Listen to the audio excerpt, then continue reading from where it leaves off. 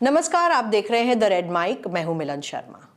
Bank खाते में हम पैसे क्यों जमा करते हैं? हमें लगता है कि बैंक में हमारा पैसा सुरक्षित रहेगा, लेकिन आप सोचिए कि कल को आप बैंक जाएं और आपके खाते से आप पैसे निकालने लगें किसी भी कारण से।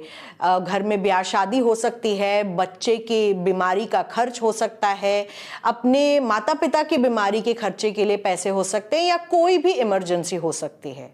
और सोचिए कि आपका खाता एकदम खाली हो और उस बैंक में एक फ्रॉड हो गया हो। ये तो एक आम आदमी की कहानी है, लेकिन आज हम आपको सुनाएंगे आईडीएफसी फर्स्ट नाम के बैंक की कहानी, जहां पर सरकार के साथ ही घोटाला कर दिया है बैंक ने। आईडीएफसी फर्स्ट नाम के बैंक ने सरकार के साथ धोखाधड़ी की है। बैंक के ही कुछ कर्मचारी हरियाणा सरकार के विभाग से जुड़े अकाउंट से 590 करोड़ रुपए की धोखाधड़ी में शामिल थे। इस मामले का पता तब चला जब हरियाणा सरकार के एक विभाग ने अपना बैंक अकाउंट बंद करने और उसमें मौजूद पैसों को दूसरे बैंक में ट्रांसफर करने के लिए आईडीएफसी फर्स्ट बैंक को एक अनुरोध पत्र लिखा। जब बैंक ने इस प्रोसेस को शुरू किया तो पता चला कि इस अकाउंट में जमा बैलेंस और सरकारी विभाग द्वारा बताए गए बैलेंस के बीच में इतना बड़ा अंतर नजर आ रहा था, और यह अंतर कम से कम 590 करोड़ का था। आप सोचिए कि इतना बड़ा अंतर था कि बैंक की पूरी जो क्वार्टरली अर्निंग्स है वो 503 करोड़ है, तो उससे भी ज्यादा बड़ा घोटाला इस बैंक ने कर दिया था। और जब इस बैंक ने, आईडीएफसी फर्स्ट ने डिस्क्लोजर किया तो इसके शेयर जो हैं 20% से ज्यादा से गिर गए। इस डिस्क्लोजर में बैंक ने बताया कि चंडीगढ़ ब्रांच के अनऑथराइज्ड ट्रांजैक्शंस हुए हैं और उन अकाउंट से जो हरियाणा राज्य सरकार के अकाउंट्स हैं, और डिपॉजिट मिसमैच जैसे कि हमने आपको बताया 590 करोड़ का निकल आया।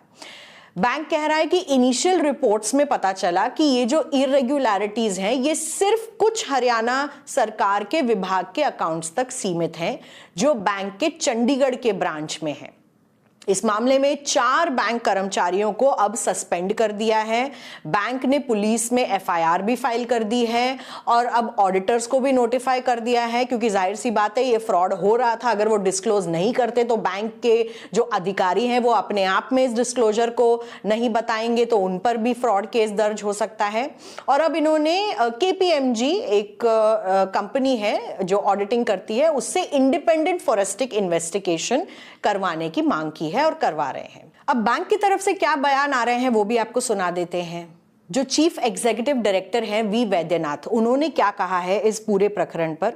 इकोनॉमिक टाइम्स को एक उन्होंने इंटरव्यू भी दिया है, और वो इंटरव्यू में वो क्या कह रहे हैं कि अगर इतने सारे इंटरनल कंट्रोल्स होते हैं, ट्रांजैक्शन कैसे किए जाते हैं, उसमें चेक्स और बैलेंसेस होते हैं, तो इस तरीके का जो फ्रॉड हुआ है वो कैसे हो पाया है।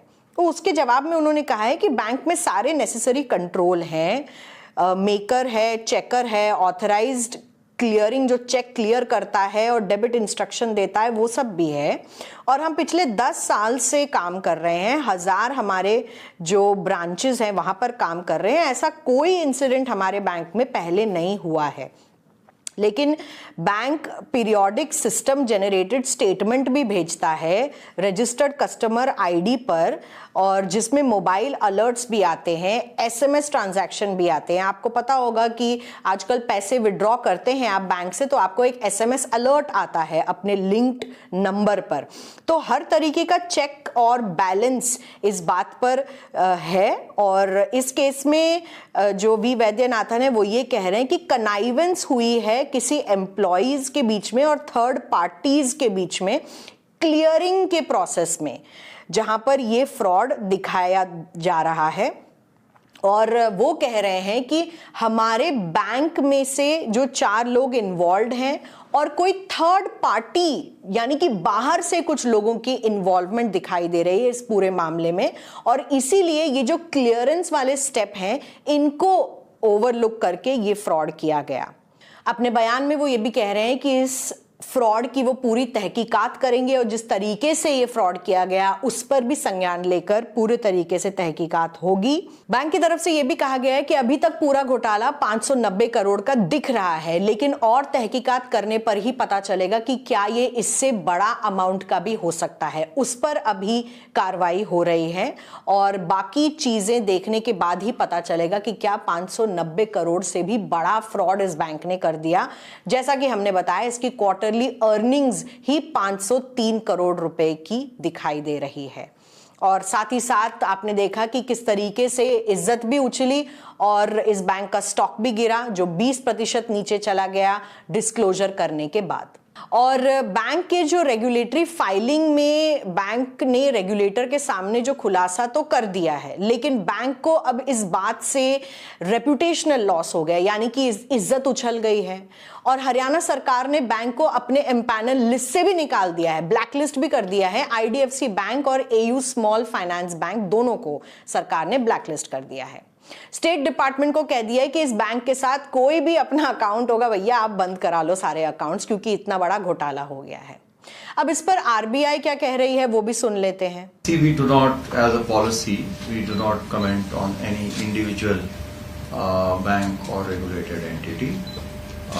We are watching the developments. There is no systemic kind of an issue over here. तो सोचिए कि हरियाणा सरकार के बैंक अकाउंट के साथ ही एक छोटे से बैंक ने इतना घोटाला कर दिया। अगर आपके और मेरे साथ ये घोटाला हुआ होता तो हम क्या करते? पहले तो हम जाते बैंक में, वहां पर अर्जी लगाते, वो कहते कि आप ईमेल करिए, एक प्रॉपर एफआईआर फाइल करिए, और तमाम तरीके के धक्के हम और आप खाते रहते। ये तो आम आदमी के साथ की कहानी होती। हालांकि सरकार की तरफ से अभी तक ये नहीं बताया गया है कि कौन अधिकारी थे हरियाणा सरकार की तरफ से, और बैंक की तरफ से भी ये नहीं बताया गया कि कौन थर्ड पार्टी में इन्वॉल्व थे। लेकिन इस पूरे मामले पर हरियाणा के मुख्यमंत्री नायब सिंह सैनी ने भी बयान दिया है। आइए आपको सुना देते हैं कि वो क्या कह रहे हैं। जब उसके अंदर कुछ गड़बड़ियां लगी, विभाग ने भी स्टेटमेंटें मंगवाई, तो उसके अंदर जो स्टेटमेंटें थी वो स्टेटमेंटें मैच नहीं कर रही थी। सरकार ने निर्णय लिया कि जितना पैसा है वो पैसा सारा का सारा विद ब्याज अधिकृत बैंक में ट्रांसफर कर दिया जाए। इस बैंक ने, जो आईडीएफसी फर्स्ट बैंक है, इसने सेबी को एक लेटर लिखा और कहा कि कर्मचारी ने गड़बड़ की। एंटी करप्शन ब्यूरो और हमारा जो विभाग, विजिलेंस विभाग है, उसको तुरंत हमने ट्रांसफर किया और उसकी गंभीरता के अंदर हम जा रहे हैं। इसमें चाहे बैंक का कोई कर्मचारी होगा, चाहे अन्य कोई अधिकारी होगा, कोई भी शामिल होगा, उसके खिलाफ सख्त कार्रवाई होगी। उसके अंदर लगभग 450 के करीब एफडी बनी हुई थी। पैसा पूर्ण रूप से सुरक्षित है, एक एक पैसा वापस आएगा। जो दोषी होगा, कोई बख्शने का सवाल नहीं, उसके खिलाफ बिल्कुल सख्त कार्रवाई होगी।